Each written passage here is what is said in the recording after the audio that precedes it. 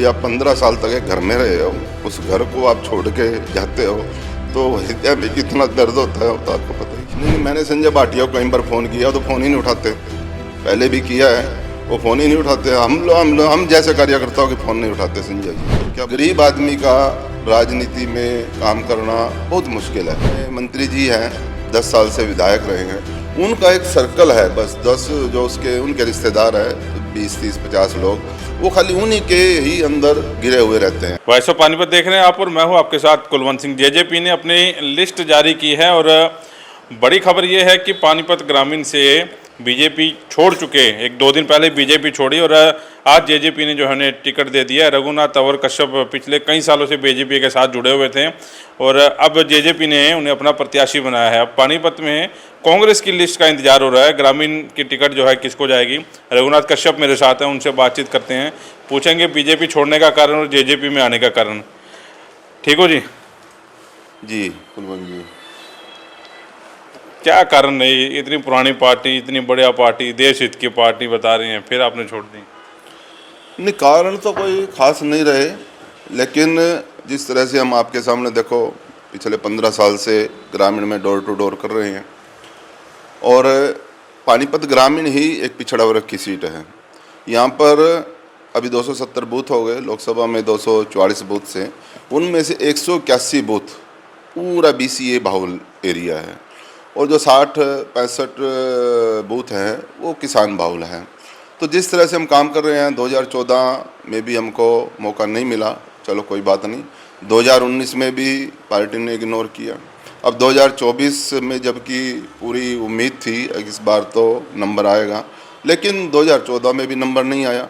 और खाली ये नहीं है कि टिकट की दृष्टि से देखें तो वैसे भी चाहे पार्टी संगठन की बात करें, संगठन में काम करने की बात करें, उसमें भी पिछले 8 से 10 साल तक जो जिम्मेदारी हम निभा सकते थे उस जिम्मेदारी के मुताबिक हमको जिम्मेदारी नहीं मिली। हाँ, मोर्चे में लंबे समय तक काम किया, 2 बार मैं प्रदेश में उपाध्यक्ष रहा हूँ, हरियाणा सरकार में चेयरमैन भी रहा हूँ 1 सवा साल, वो एक अलग बात है। लेकिन ये बड़ा एक तकलीफ़ का विषय था मेरे लिए, क्योंकि जिस तरह से पानीपत की जनता है, पानीपत की जनता बहुत गरीब लोग रहते हैं, तो इनकी जो दिक्कतें हैं वो दिक्कतें गलियों में जाके, मोहल्लों में जाके उनके साथ बैठने से ही हल हो सकती है। तो माननीय जो अपने मंत्री जी हैं, 10 साल से विधायक रहे हैं, उनका एक सर्कल है, बस 10 जो उनके रिश्तेदार हैं, 20, 30, 50 लोग, वो खाली उन्हीं के ही अंदर घिरे हुए रहते हैं हर वक्त। किसी पार्टी के जो कार्यकर्ता हैं उनको कभी ऐसी तवज्जो नहीं मिली और उसी तरह से अभी किसी भी गरीब आदमी को छोटा काम हो, बड़ा काम हो, उनके घर जा नहीं सकते। एक तो घर बड़ी दूर है और दूसरा क्या, गरीब आदमियों को तो बड़ी बड़ी हवेलियों में थोड़ा जाने से संकोच भी होता है। वो एक बड़ा विषय था। तो जनता की जो मांग थी यहाँ पे, उन्हीं के बीच का आदमी हो, उन्हीं के गरीब वर्ग का आदमी हो जो उनकी बात गलियों में बैठ के, मोहल्लों में बैठ के सुने, लेकिन उस पर वो सब खरा नहीं उतरी है। पार्टी ने बाद में फिर तीसरी बार उन्हीं को टिकट दे दिया। मतलब मैं ऐसा महसूस करने लगा अभी गरीब आदमी का राजनीति में काम करना बहुत मुश्किल है। ये गरीबी ही एक अभिशाप है कि आपको हर बार इग्नोर किया जाएगा, हर बार इग्नोर किया जाएगा।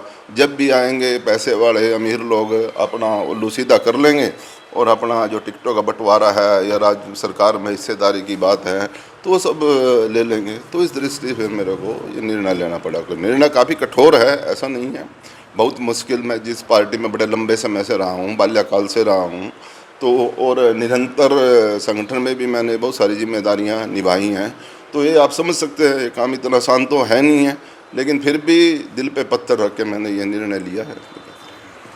भावुक भी हो रहे हैं, मैं देख रहा हूँ आपकी आंखों में थोड़े थोड़े आंसू भी आ रहे हैं।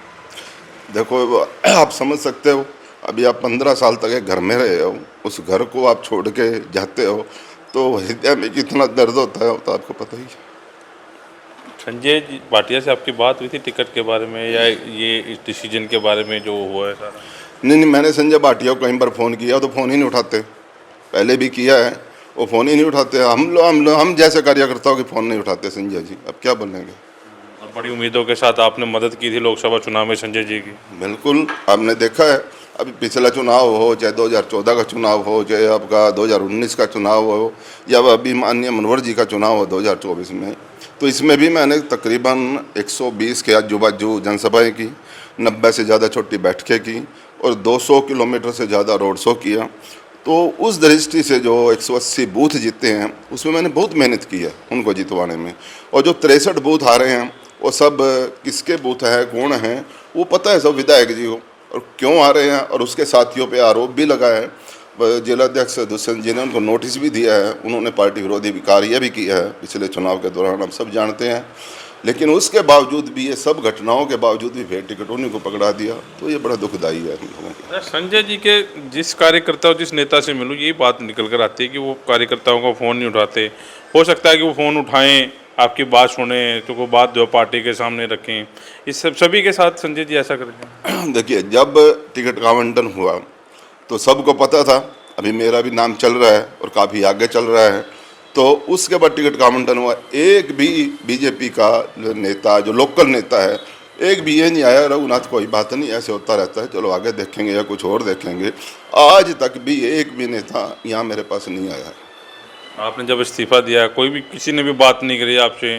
झूठे मुँह भी बात नहीं करी? किसी ने दुष्यंत भट्ट जी का फ़ोन आया था, अभी ऐसे क्या किया, ऐसा क्या बात होगी, तो मैंने उनको बताई अपनी तकलीफ़। अब ये तकलीफ़ है, मैं किसी के पास तो समय ही नहीं है, मिलने का भी समय नहीं है, बात करने का समय नहीं है। जबकि 35,000 से ज़्यादा वोट तो मेरी पर्सनल वोट है, यहाँ पे मेरे समाज की वोट है। और 1.5 लाख के आजू बाजू वोट जो है वो पिछड़े समाज की, गरीब समाज की, मज़दूरों की वोट है। तो निश्चित रूप से तो सीट ही पूरी गरीब लोगों की है। लेकिन यहाँ पर फिर हर बार, तीसरी बार भी वही हुआ जो पिछले 14 में हुआ, 19 में हुआ, तो दोबारा भी वही हुआ है। आप 35,000 कह रहे हो मेरे समाज की वोट है, जाहिर तौर पर 35,000 ही है। जेजेपी ने आपको टिकट दिया है, कुछ पार्टी के भी वोट बैंक हैं, तो आप लगता है समीकरण बिगाड़ोगे आप, और किसके बिगाड़ने जा रहे हो? नहीं, समीकरण क्यों बिगाड़ेंगे, हम जीतने वाले हैं, हम जीत दर्ज करेंगे। पानीपत ग्रामीण से हम जीत रहे हैं, एक तरफा जीत रहे हैं, उसकी कोई वो नहीं है। जीत रहे हैं वाले नहीं है, बिल्कुल जीत रहे हैं। आप एनालिसिस करके देख लो, हम लोग जीत रहे हैं, इसमें बड़े अच्छे मार्जिन के साथ जीत रहे हैं। क्या एनालिसिस आपका, क्या एनालिसिस? भी देखो, अब यहाँ पर पिछड़ा वर्ग ही कितना, 1,60,000 है। BC वर्ग ही 1,60,000 है। तो बस सीट ही तो गरीब आदमियों की है, पिछड़ों की सीट है, इसमें तो कोई दो राय नहीं है। जो आपका सैनी साहब भी तो उस वर्ग से आते हैं, तो उस वर्ग को रिझाने के लिए तो बीजेपी ने बहुत बहुत काम किए हैं। नहीं, उस वर्ग से अब आप देखिए, पिछले 5 साल, 4.5 साल तो दुष्यंत जी के सपोर्ट से ही सरकार चली है। तो ऐसा नहीं है अभी कोई दूसरे हैं। तो 4.5 साल तक जब जेजेपी के सपोर्ट से चली है, तो जितने भी काम हुए हैं तो निश्चित रूप में उसमें जेजेपी भी भागीदारी है, जितने अच्छे काम हुए हैं। खाली ये नहीं कह सकते खाली बीजेपी ने सब अच्छा किया।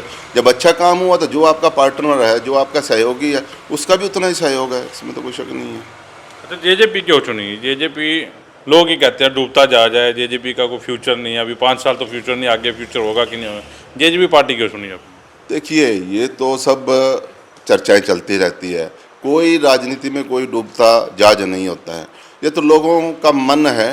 अब लोगों का मन पता नहीं कब किसकी तरफ आकर्षित हो जाए। तो 2014 से पहले हम लोग भी जब बीजेपी में थे, 1-1 हज़ार वोटें मिलती थी हमको, 1100 वोट मिलती थी।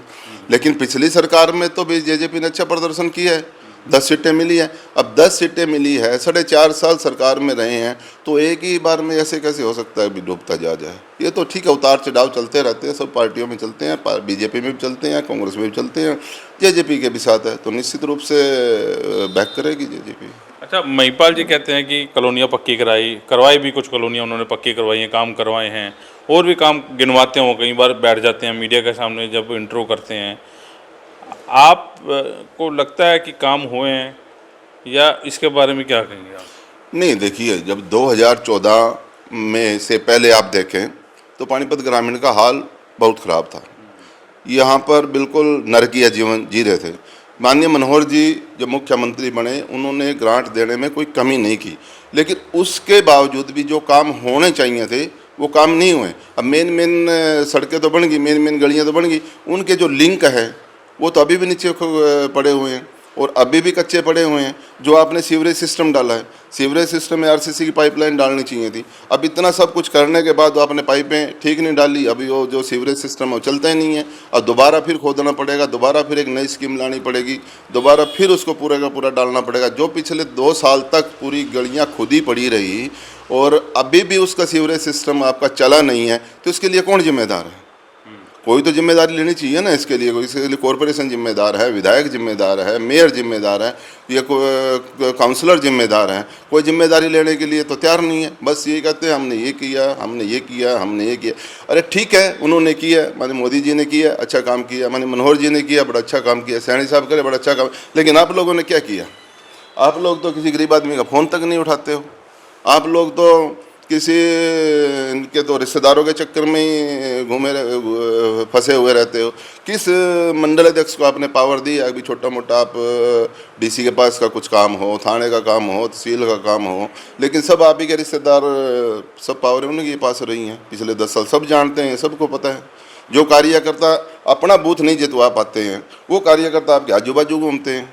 आपने 63 बूथ हारे आपके, और आपकी जिम्मेदारी नहीं थी क्या वो 63 बूथ जितवाना? आपके खोतपुरा आपकी रिश्तेदारी है, सब खोतपुरा वाले पूरी सरकार के ऊपर हावी रहते हैं। आपके दोनों बूथ है, दोनों के दोनों बूथ आप हार गए हैं। तो आपका जो अपना है, जहाँ पर आपको कार्य करना चाहिए, वहाँ तो आपका काम हो नहीं रहा है। गरीब आदमी तो बीजेपी के साथ बंधे हुए हैं, उनको तो कुछ कारण और अलग है, वो तो एक अलग विषय है। जितना भी बीसी वर्ग बीजेपी, और जो दोबारा सरकार आई है केवल बीसी की वजह से ही सरकार आई है, चाहे 14 में आई हो, चाहे 19 में आई हो, या फिर अब 24 में जिस तरह से कह रहे हैं सरकार आएगी, वो केवल पिछड़े और गरीब लोगों की वजह से ही सरकार आ रही है। और लेकिन आप बार बार पिछड़ों को, गरीबों को इग्नोर करते जा रहे हो। BCA को तो आप बिल्कुल ही इग्नोर करते हो, BCB को तो फिर भी मिल जाती है ठीक ठाक अच्छी सीटें। अब BCA में 3 सीटें मिली हैं, अब पीछे से जो लिस्ट हुई थी केवल 3 सीट आई है, जबकि आपकी यदि आप वैसे भी देखें 16% संख्या तो संविधानिक दृष्टि से, रिजर्वेशन की दृष्टि से है। यदि आप एक्चुअल देखेंगे तो 27 से 28% BCA वर्ग है।